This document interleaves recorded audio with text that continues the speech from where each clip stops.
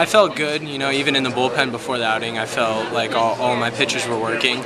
And really just in the beginning, everything was working off the fastball. I was able to get ahead for the most part. I know I had 2 or 3 walks. My command wasn't at its best, but still everything worked off the fastball. And I just tried to change speeds, keep them off balance, and that's what worked today. And facing a lineup that has, especially in the middle of the lineup, with Benintendi and Spoon, how did you kind of attack Arkansas in particular? Yeah, like you said, very scary middle of the lineup. But I was fortunate enough that when those guys came up, for the most part, there was no one on really, and just trying to attack them. I know I walked Benintendi in the first inning, but my game plan was to not let what they've done all year change how I throw. Just keep throwing my game and try and fill up the strike zone and let my defense work behind me. I know you're not really pitching against the other pitcher, but when you go out there, I don't know if you knew the scouting report that he had a hip injury and he might be kind of limited on what he could do. But do you look at it kind of like, all right, if I get my guys to the 5th inning, then I know they're going to get to the bullpen or anything like that? Oh, yeah, definitely. I mean, the goal is to try and outlast the other guy, but I actually didn't know he had the hip, I guess, problem. And, I was pretty shocked when they took him out. I thought he was on kind of a short leash, but I guess it makes sense now knowing that. But like you said, you're not always pitching against the other guy. I'm pitching for my team, and I was just trying to keep putting up zeros until we got on the board. And after we got on the board, the goal was to put up another 0 and let us keep the momentum going.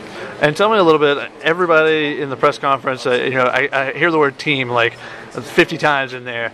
Tell me what makes this group so special that you guys feel, that you're playing for each other so much. Yeah, nothing against the teams we've had the past 2 years, but this one, it's incredibly different. Everyone's real close, a lot of good friends, and we stay calm and we stay loose. This team, it could be after a win or a loss. The next day we'll be out at practice. We're joking around, we're clowning around, and I think that's why this team's been so great, and I think that's why we're here in the College World Series. Everyone's always up, picking each other up, and having a good time. Can you point to anything in particular, like in the off season maybe that kind of like you were like, oh man, this is a little bit different. These guys, this might be a special year maybe. We just have a couple of crazy personalities, We have a couple clowns on the team, and they keep everyone laughing, keep everyone settled down and relaxed.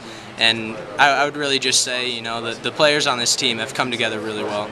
And one of the guys that I don't know if he's necessarily a clown, but a lot of energy, Jacob Hayward. Oh yeah, yeah. He gave a couple animated fist pumps after he scored that run on the ball that got away from the third baseman. But yeah, I would say for the most part that's how this whole team is.